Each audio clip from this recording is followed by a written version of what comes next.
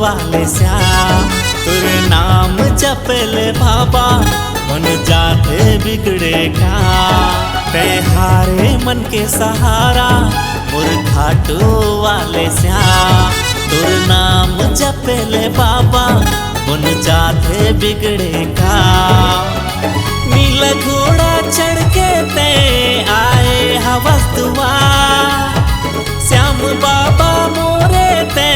सुन ले ना पुकार श्याम बाबा मोरे ते सुन लेगा पुकार मैं हारे मन के सहारा मोर घाटू वाले श्याम तुर नाम जपले बाबा बन जाते बिगड़े का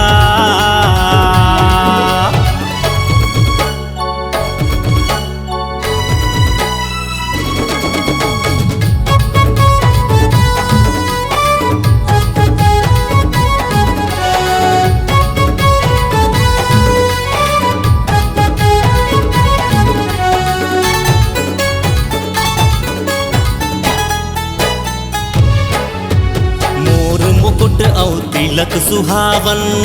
आसी में दिखते मन भावन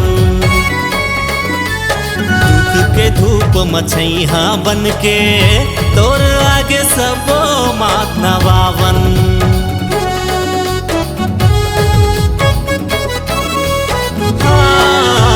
मोर मुकुट और तिलक सुहावन आसी में दिखते मन भावन दुख के धूप मछैया बन के तोर आगे सबो मात नवावन शीश के दानी बाबा तोर महिमा हव भारी भक्तन मन के स्वामी तही बनथस संगवारी भक्तन मन के स्वामी ते बनथस संगवारी मैं हारे मन के सहारा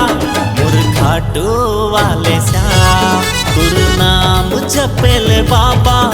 बन जाते बिगड़े का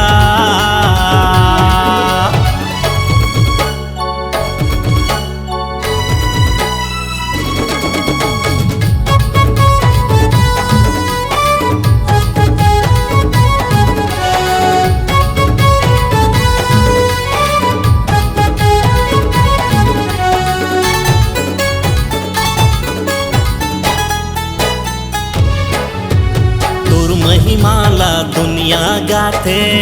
सबके करखस रखवाली तोला गोहारे हर पल बाबा राजा रंग दीन दुखियारी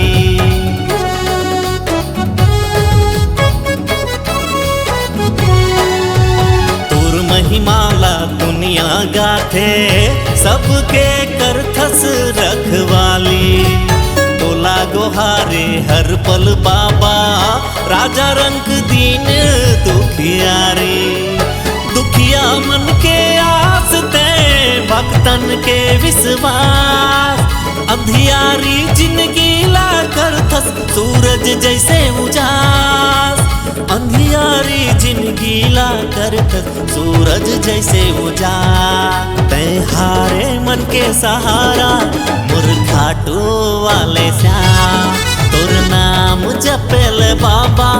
बन जाते बिगड़े काम तै हारे मन के सहारा मोर घाटू वाले श्याम तोरे नाम जपले बाबा बन जाते बिगड़े काम मोर घाटू वाले श्याम बन जाते बिगड़े काम मोर घाटू वाले श्याम।